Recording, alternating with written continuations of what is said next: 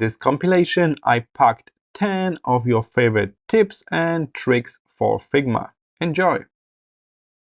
Combine different shapes using Boolean operations in Figma. You need at least 2 shapes. Then you probably want them to overlap somehow. Select them both, and at the very top you will see this option for Boolean groups. Open it up, and inside this you will see 4 different operations that we can apply. The first one is union. It will add 2 shapes together. Second one is subtract. So the top shape will kind of cut the hole in the bottom shape. Then there's intersection. As you may guess, only the intersecting part will stay and everything else will be gone. And the final one is exclude. So that's the exact opposite of intersection. The intersecting part is gone and everything around stays. So that's how you can use Boolean operation, geometric operation in Figma. Select both shapes first and you will see it at the top bar above. Today I'm going to show you how to change the backdrop color in Figma. I'm going to also explain the difference between the page color and the background color of your frame. So here I am in the brand new document in Figma. Keep in mind, when you create a document in Figma, it's come without any artboard, page or frame in it. So you need to head to the frame tool yourself and select the frame size you are interested in. If you are designing something for the desktop, head to the desktop. Or if this is just a font app or prototype, head to the font sizes and select the font you would like to use for this prototype. Let's go with iPhone 14 Plus, and here it is. We just add our very first frame. And now when it's still selected, I can change it fill color over here on the right side. This way we are changing the background color for this whole frame. We can use the solid color. We can fill it with gradient as well, even a picture or a video. Let's stick with the solid color. Alright. What if I want to change the color behind it, the page color, so I got better contrast between my frames and the page? If you click out in the blank areas, you will see the page color on the right as well. And now you can adjust that color with the very same color slider. Unfortunately for this color, you can only put a solid color. Alright, so this is the page color, kind of like a backdrop for everything else happening here. And whenever you add a frame like this, you can customize the fill color for that whole frame. Simply select the frame by clicking its name or clicking on the frame in your layer panel, and then modify the fill color of that frame. Keep in mind, you can create a local backdrops using shapes. So if I put a large rectangle inside this frame, I can kind of use this rectangle as a backdrop as well. So I can set up a local backdrop here, and if I don't want this to move, I can lock this layer so no one can select that by mistake. Now it's work as the backdrop. So we got 2 different colors in one frame. How to apply a blur effect on an image in Figma. Click on the image, and then on the right side of your screen you should be able to see design panel here. We got different sections from design to layers, and there's also effects around the bottom part. Please add an effect. By default it may load a drop shadow, but we can change that to layer blur. After that, you can go into effect settings by clicking on the icon and adjusting the blur. You can type it from the keyboard or you can just click on the name blur, click and hold your mouse, and now you can move to the right to add or to the left to subtract. 0 is perfectly sharp picture, and then more pixels to the blur, and you will end up with something like this. While we are doing this, let me just show you a trick how you can blur only part of the image. If you duplicate this whole layer of the image on your layer panel, this time on the left, Command C, Command V to paste, I got already this blur applied here, but I can delete the blur, but from the layer below, not from the layer at the top. So let's go back to layer below and delete this effect by clicking minus. Alright, and now for the layer at the top, let's use the crop image option, and now we can crop that blur image to the area that we want to blur only. And take a look, we only blur this eye level for the cat, and rest of the image is sharp. So I got the sharp image below, and I got the blur image above, and I crop it to cover smaller area. So you can compose this from two images with different crop properties. Alright, so that's how you blur your images in Figma. Just click the image on the layer panel and add effect to it. How to bold the text in Figma. Select the text, and then on the right side in Design panel, you will be able to see the text menu with the font, font size, and the font type. Right now, I'm using the regular version of this font. Some fonts comes with the bold version of it, or even extra bold. So simply change from regular to bold to create this bold version. Unfortunately, it's not available for every font, so if you are using some kind of fancy font without the bold option, you can use another trick. You can simply add a stroke around this font with exactly same color. So if my text color is blue, I add the stroke, but not black like this, because we can see it, we add exactly same color, and this will cause the text to look bold. Just don't overdo it, because if this stroke around letters is too large, the letters will kind of join together and we cannot read them anymore. Alright, so the first thing to do is to search for this font type and change from regular to bold. That's the best way. In case it's not available, try to apply a stroke around your letters to fake the bold effect. Let me show you how easy it is to check the distance and also modify the distance between two objects in Figma. Simply select both objects on your artboard or from the layer section holding Shift. With both objects selected, you will see this line between them. That's the indication of the distance. Right now it's 93 pixels exactly. I can click on it and drag it down to increase the distance, or pull it up to change this number to be lower, smaller distance. You can also see it here on the right in the design panel. That's this value over here. Right now it's 35. We can increase that by moving to the right, or decrease by moving to the left while you're holding your mouse.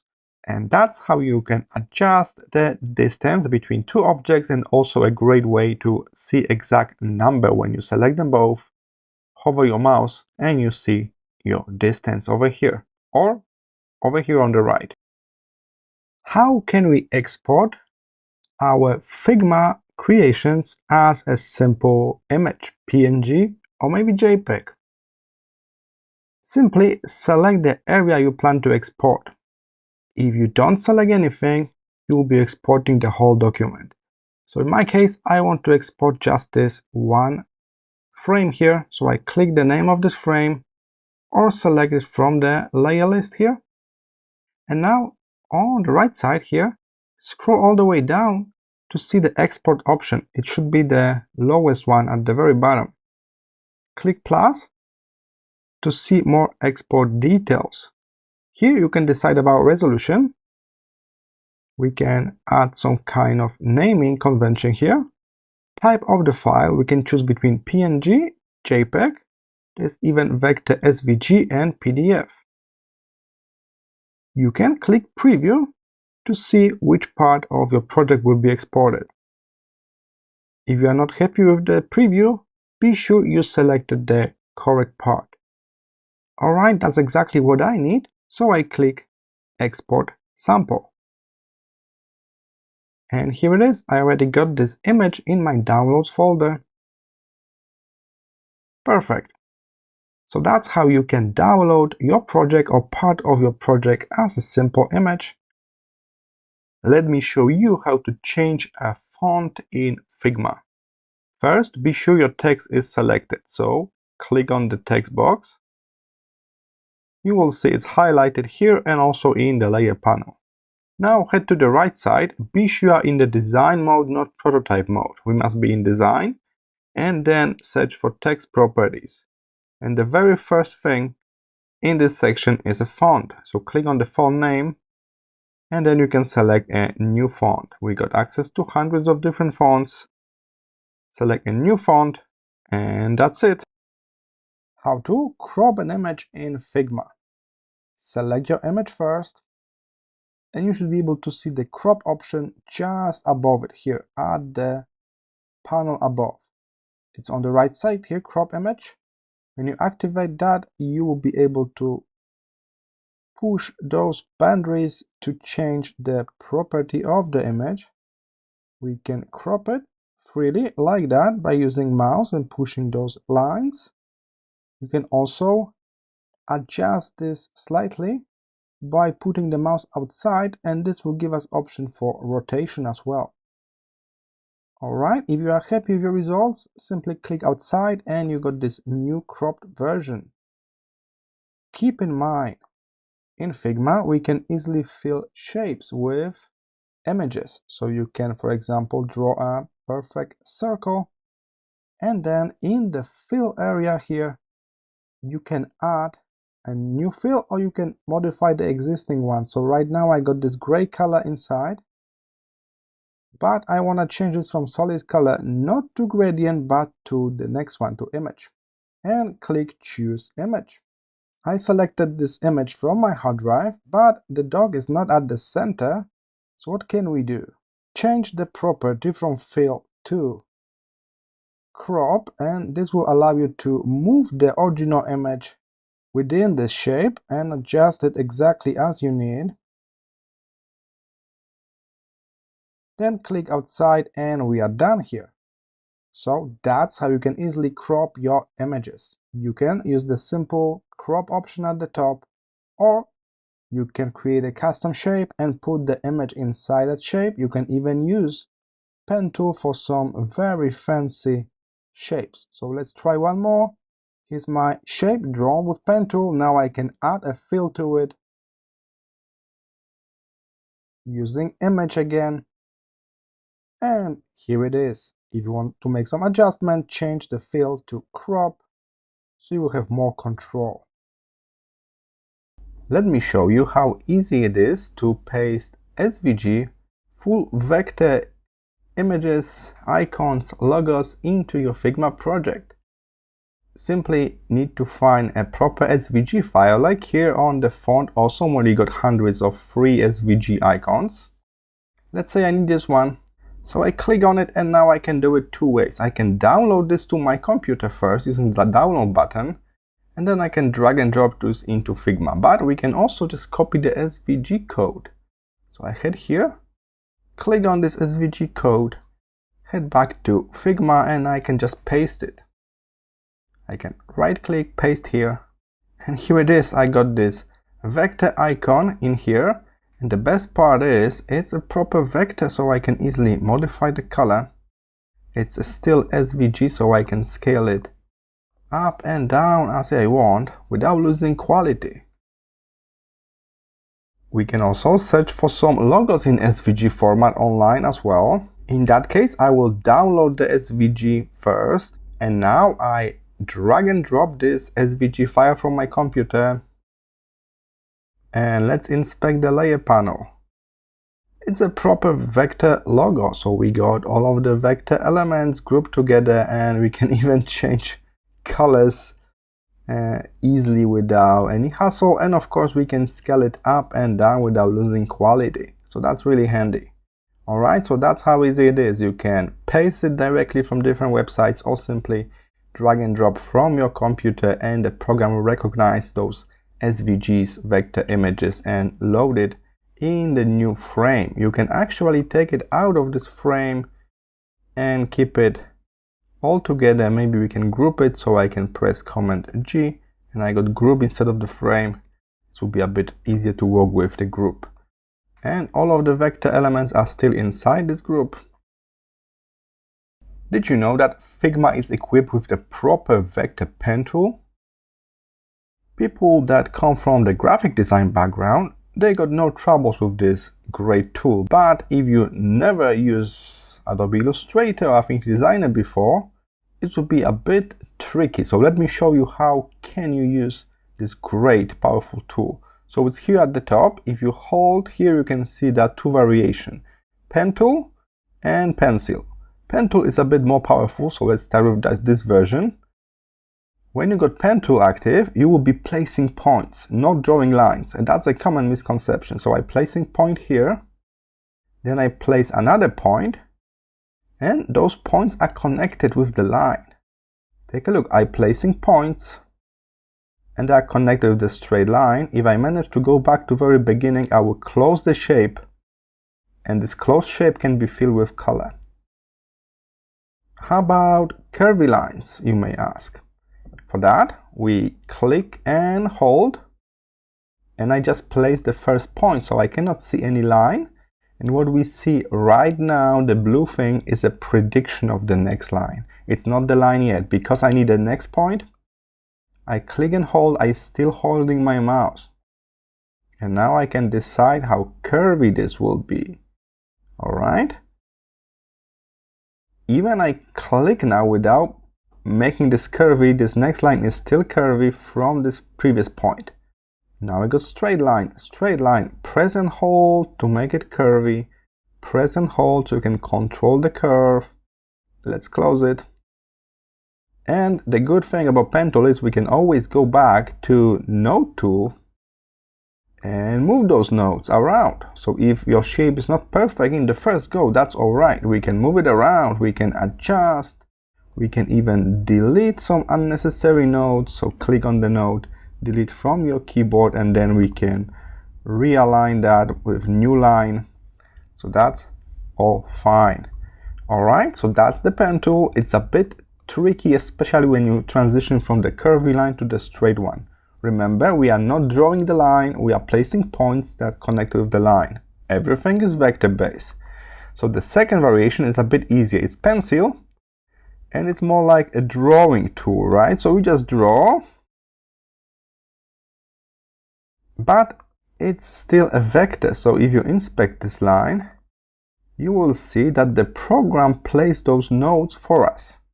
So we got greater control when using pen tool, but it's a bit harder to draw. But in the pencil mode, we kind of drawing the line is easy to draw, but we cannot control those node points. So it's more suitable for not very like precise geometric shapes. So if you're doing like very precise stuff, I will go with the pen tool. If you want like doodle style, go with the pencil. It's really worth the time to learn this great powerful tool. Alright, so click and hold, click and hold, click and hold to make a curvy line, and click, click, click, click to make a straight line. Remember, if you manage to go back to the beginning, you will close the shape that you can fill with color. And that's the pen tool. I hope this short tutorial was helpful. I will see you in the next one.